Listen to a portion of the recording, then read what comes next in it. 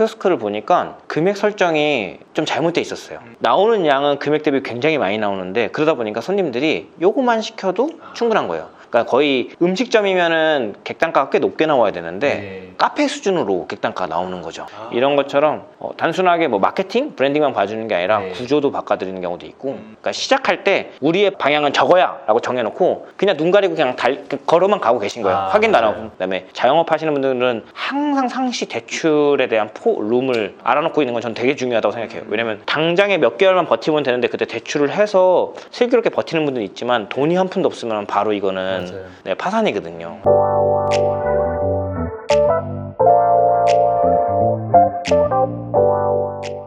대표님, 저희가 1부에서는 대표님이 그간 해오셨던 뭐 마케팅, 브랜딩, 또 디렉팅 같은 것들을 좀 전체적으로 다 이야기를 하면서 굉장히 좀 재밌는 시간을 보냈는데, 아마 시청자분들도 아, 저런 일을 하시는 분이구나, 또 그리고 저렇게 유명한 곳에서 일을 하셨고 어떤 좀 성과를 많이 내셨구나라는 걸 좀 알게 된 것 같은데, 이제 여러 회사를 거치고 나서 준앤굿이라는 회사를 창업을 하셨단 말이죠. 이 회사는 어떤 일을 하는 곳인가요? 준앤굿이라는 회사는 우선 그 이름 자체도 준앤굿이니까 준과 함께 좋은 걸 만들자라는 의미로 만든 회사고요. 실질적으로 지금 하고 있는 일은 브랜드들, 그러니까 작은 업체나 아니면 다양한 브랜드들의 브랜딩 자문 및 컨설팅 업을 하고 있어요. 근데 물론 새롭게 오픈하는 브랜드의 그런 뭐 내러티브부터 브랜드 컨셉이나 이런 것들을 만드는 일들도 하고 있지만 저는 그보다는 기존에 있었던 브랜드들이 조금 더 잘 성장할 수 있게, 건강하게 성장할 수 있게 체질 개선을 하는 일들을 하고 있다라고 생각을 하는데요. 조금 더 자세하게 설명드리자면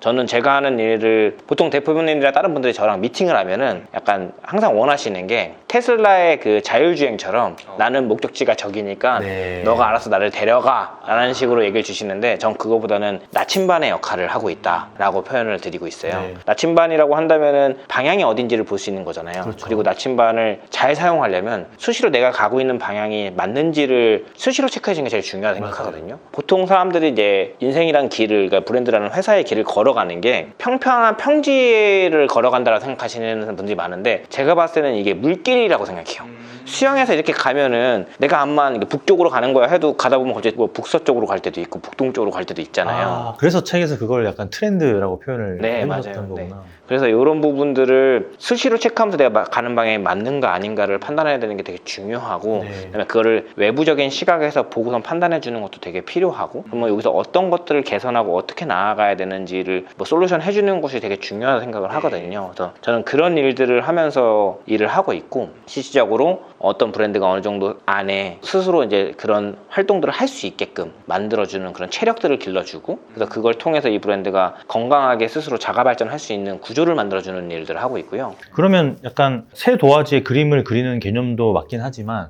이미 그려진 그림을 좀 더 수정 보완해서 잘 갈 수 있게끔 닦아주는 역할을 한다고 보면 될까요? 그리고 제가 GFFG나 그다음에 8끼니도 그렇고 그다음에 글로벌에도 다 CMO로서 일을 하고 있었거든요. CMO가 아마 아시는 분들은 아시겠지만 모르시는 분들 좀 설명드리자면 원래 CEO라고 해서 대표이사를 CEO라고 하잖아요. 전체를 총괄하는 그 대표를 CEO라고 한다면 CMO는 마케팅을 총괄하는 사람들이고, 그렇게 C레벨들이 모여서 최고의 어떤 결정권자라고 보시면 되는데요. 이 C레벨의 조건 중에 전 하나가 뭐라고 생각하냐면, 당연히 제가 하고 있는 마케팅에 대한 전문가인 것도 중요하지만 회사의 전반적인 상황들을 이해하고 그것에 맞춰서 업무를 하는 것이 굉장히 중요하다고 생각을 해요. 그래서 이런 일들을 제가 수행하다 보니까 단순하게 브랜딩 컨설팅이라고 해서 회사의 일을 도와준다고 했을 때 이 회사의 브랜딩만 봐주는 게 아니라, 이 브랜딩이라는 것은 브랜드 하나의 전 인생과도 같다고 생각하거든요. 그 인생 안에는 모든 것이 녹아 있잖아요. 그래서 재무적인 부분이라든지 아니면 뭐 구조적인 부분이라든지 이런 것까지도 저는 같이 봐드리면서 성장시키는 일들을 더 지금 만들어가고 있는 것 같아요.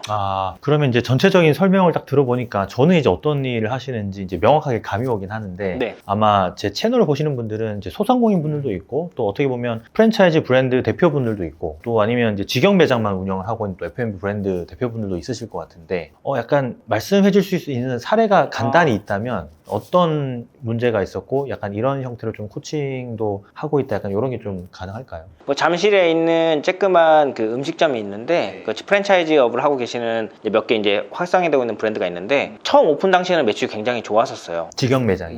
점점 이제 본점이죠. 근데 점점 매출이 좀 떨어지고 있어가지고 이게 뭐가 문제일까 해서 이제 저랑 이제 미팅을 하게 됐고, 처음에는 브랜딩 이야기로 해서 어떻게 포지셔닝을 하고 이미지를 보여줄 것인가를 얘기하다가 한 번은 좀 감이 잘 안 오더라고요. 그래서 매장에서 실제로 음식을 먹으면서 해보자. 그래서 먹었는데 너무 맛있는 거예요.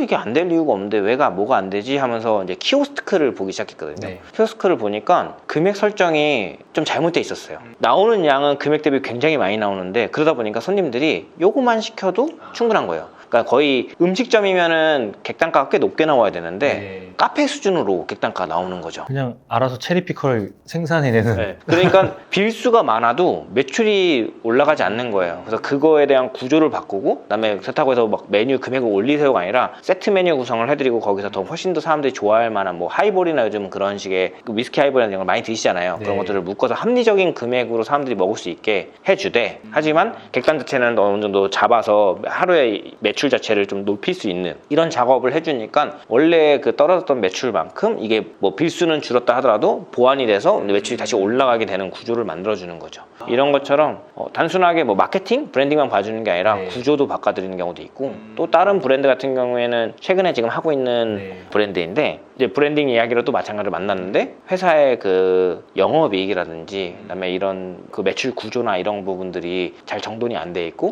좀 문제들이 좀 많았어요. 좀 그런 것들을 수정 보완해 주면서 대표님 자체도 회사에 이런 부분이 누수였구나, 인건이 되게 비효율이었고 이런 부분들 비효율이었구나, 요거를 이제 이런 식으로 개선해야겠구나라는 그 플랜들이 생기기 시작했고 어떻게 보면은 매월 버는 돈도 많았는데 까먹는 돈도 많았던 거죠. 그거를 좀 누수를 막기 시작하면서 영업이익을 조금씩 올려가고 있는 그런 작업도 하고 있고요. 실질적으로 신규 브랜드 중에서는 이제 대체커피 브랜드 산스라는 브랜드가 있는데 이게 이제 올해 런칭을 준비하고 있는데 그래서 브랜드 뭔가 되면 컨셉부터 그다음에 이 브랜드를 어떻게 소비자들에게 인식시킬지 그런 퍼포먼스까지도 같이 짜주고 있어요. 예를 들어 혹시 대체육 드셔보신 적 있으신가요? 저는 먹어봤죠. 대체육 어떠셨어요? 저는 이제 워낙 뭐 음식을 좋아하기도 하고 저는 너무 잘 먹는 편이라서 저는 괜찮았습니다. 이게 대체라는 말이 들어가는 순간 사람들은 다름부터 찾았거든요. 그렇죠. 그 맛이 다른데 이걸 찾는데 전 그게 싫었어요. 그러니까 대체라는 게 들어가는 순간 이거 결국 커피가 아니잖아. 이게 그게 싫어서 실제 커피를 무료로 나눠주는 식으로 팝업을 한 다음에 사람들에게 블라인드 테스트처럼 음료를 나눠주고 그러니까 우리는 커피라는 얘기를 알고 음료를 무료로 나눠주고 그걸 드시게 한 다음에 맛 어떠세요? 그러면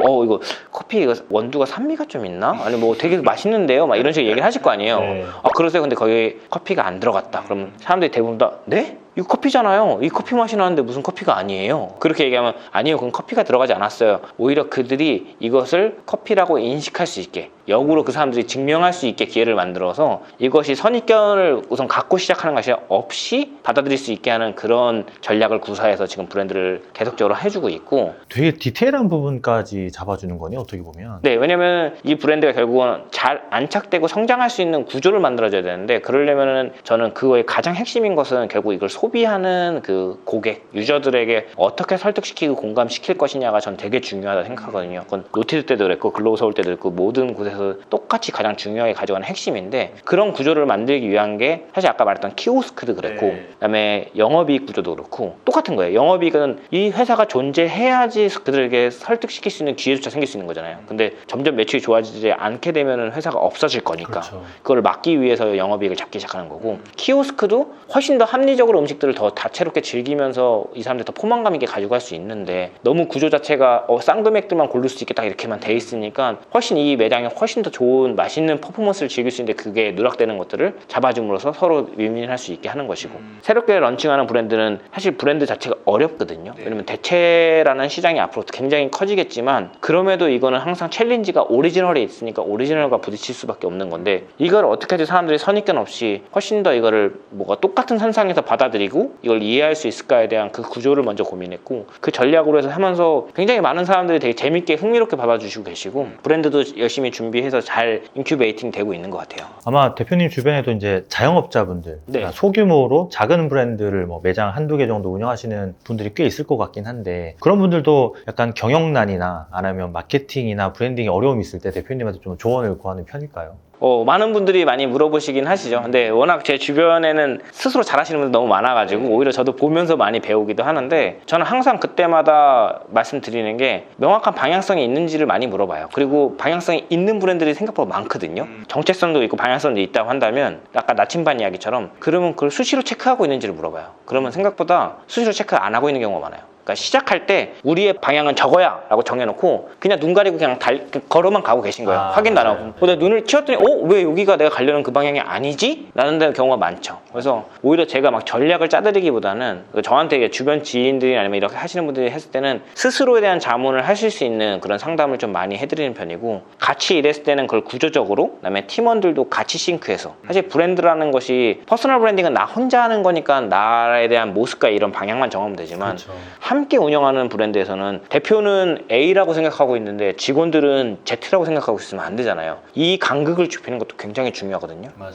같은 방향을 보고 같이 걸어갈 수 있는 그 구조를 만들어주는 그런 작업들을 좀 많이 하죠. 제가 사실 자영업자분들을 매달 뭐 예비 창업자나 아니면은 기창업자 대상으로 이제 세미나도 하고 아카데미 같은 걸 하는데, 그때 항상 제가 반복해서 말씀드리는 게 장사를 준비하지 말고 브랜드를 준비해라 라고 얘기를 하기도 하고, 또 네네. 브랜드를 만들 때 사실 정체성이나 신념이 굉장히 중요하다는 걸 저도 이제 뒤늦게 깨닫다 보니까 그런 이야기들 많이 해주는데, 이게 이해하기가 되게 쉽지 않은 부분들이라서 대표님 맞아요. 같은 경우는 어떤 식으로 이런 걸 좀 잘 전달하시는지 궁금하거든요. 생뚱맞은 얘기일 수 있겠지만 뭐 아마존도 그렇고 뭐 애플도 그렇고 다 보면은 막 그런 차고에서 시작하고 네, 조그만 사무실에서 맞아요. 시작했잖아요. 사실 레드불이라는 브랜드가 있는데, 사실 어느 나라에서 온 그 자연강장제, 약간 각성제 같은 그 음료를 가져와서 지금은 우주에서 번지점프를 한다든지 막 이런 식으로 뭔가 그런 도전과 액티비티에 대한 그 익사이팅한 것들에 대한 그런 뭔가 도전 같은 이미지를 굉장히 많이 보여주면서 브랜드를 굉장히 증폭시키고 있단 말이죠. 나이키도 그렇고 애플도 그렇고. 네.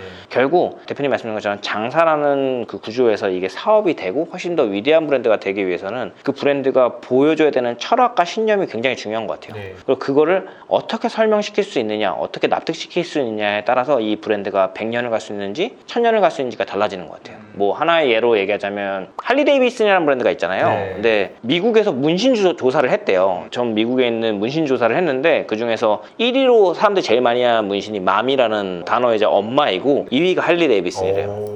그 되게 놀라운 사실인데, 일본이 이제 되게 저가의 좋은 오토바이들을 많이 쏟아내기 시작하면서부터 그런 식의 뭔가 메가바이크, 그 미국이나 있는 다양한 브랜드의 바이크 브랜드들이 다 죽어가고 있었거든요. 마찬가지로 할리데이슨은 되게 힘들었었는데, 그때 고객들과 같이 연대하고 그들이랑 같이 나눌 수 있는 그런 커뮤니티를 만들어가지고 맞아요. 그 브랜드가 훨씬 더 다시 붐업이 될 수 있었는데, 전 여기에 해답이 있다고 봐요. 내 브랜드가 그냥 나만의 브랜드가 아니라 여기에 오는 사람들과 얼마나 공감시키고 그들과 교감할 수 있는가. 사실 이거는 굉장히 신념이나 아니면 어떤 철학이 있어야지만 가능하거든요. 네, 그러니까 맞습니다. 단순하게 내가 팔고 끝낼 거야. 마케팅이라고 한다면 이걸 빨리 팔아서 매출 이만큼 만들면 돼. 하지만 이렇게 해서 빨리 팔았는데 그 다음 매출 안 발생하면 어떡하지? 저 사람들이 다시 안 사면 어떡하지? 여기서부터는 메시지로 전달해 줘야 되거든요. 재구매가 일어난다는 것은 당연히 제품력이 좋아야 되지만 그 제품의 특장점을 잘 설명하고 그것을 공감하게 만들어주고, 그래야지 만족감을 얻게 되면서 다시 소비하게 되는 구조가 되는데, 그냥 특장점으로 해서 반짝 자극적으로만 딱 보여서 판매하면은 그렇게 샀다가 실망하면 재구매가 안 일어난단 말이죠. 맞아요.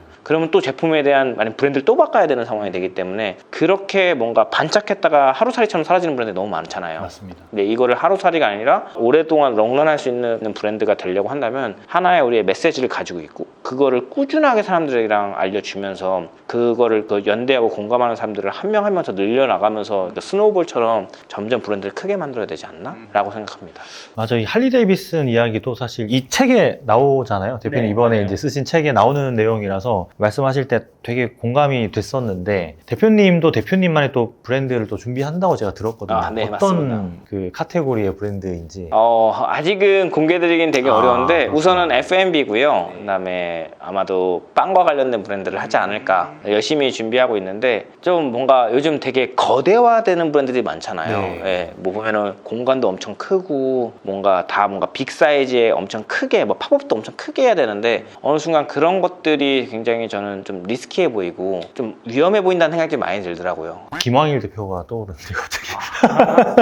디스하는 거 아니고. 워낙 잘하시니까. 네. 그 외에도 너무 많이 그렇게 하시는 분들이 많으니까. 네, 근데 잘하시는 분은 당연히 잘하지만 저는 오히려 그것보다는 지금 또 작은 브랜드들을 이렇게 브랜딩 해주면서 하고 있는 것처럼 조금 작은 사이즈로 해서 훨씬 더 사람들과 좀 유대나 되게 맨투맨으로서 소통할 수 있는 그런 류의 브랜드를 만들어 보고 싶고, 그런 매장들이 각 동네마다 있기를 바라고 있어요. 그렇게 해서 매장들이 많아져서 어떻게 보면 우리 동네 사랑방처럼 언제든지 가서 누구한테 선물할 수 있는 선물도 사고 내가 먹을 것도 내 가족이랑 나눠 먹을 그런 빵들과 아니면 그런 음료나 이런 것들을 구매하고 그걸 같이 나누면서 행복해할 수 있는 그런 브랜드를 만들고 싶다가 지금 브랜드의 어떤 핵심적인 가치고요.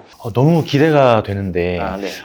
제 대표님처럼 나도 이제 이런 F&B 사업, 장사이기도 하지만 사업을 하고 싶은데 본인이 스스로 이제 플레이어를 하기도 하지만 플레이어를 구하기가 힘들어서 사업을 못 하시는 분들도 꽤나 많단 말이죠. 맞아요. 대표님 같은 경우는 이런 것들을 어떻게 좀 해결하고 계신지. 지금 제가 준비하는 브랜드는 사실 저는 어쨌거나 브랜딩이나 마케팅을 하는 사람이 이제 오퍼레이팅 쪽에는 완벽한 전문가는 아니거든요. 네. 그래서 사실 오퍼레이팅을 해줄 수 있는 파트너를 찾았어요. 그래서 같이 파트너 구조로 해서 지금 준비를 하고 있고, 그다음에 실질적으로 GFPG 이준범 대표가 저한테 해줬던 것처럼 저는 너무 큰 몸집의 사람을 회사로 데리고 와서 비싼 돈을 주면서 하는 것보다는 발전 가능성이 있는 주니어를 데리고 와서 이 회사를 완벽하게 이해할 수 있는 그 회사에 뭔가 정확하게 그 회사에 딱 커스터마이즈 되어 있는 사람을 만드는 게 더 중요하다 생각하거든요. 사람의 역량은 물론 사람마다 다르겠지만 저도 GFPG에 들어갈 당시에는 뭐 CMO라든지 지금의 위치에 있을 정도로 대단한 사람은 아니었단 말이죠. 근데 이준범 대표가 저를 좋게 봐주고 그다음에 그런 너가 하고 싶은 거 다 해라고 이렇게 되게 좋은 기회를 줘서 저는 가서 진짜 신명나게 제가 하고 싶은 걸 하면서 그게 좋은 결과들을 만들어가면서 이 자리까지 올 수 있었는데 그런 식으로 할 수 있는 사람들이 저는 너무 많다라고 봐요.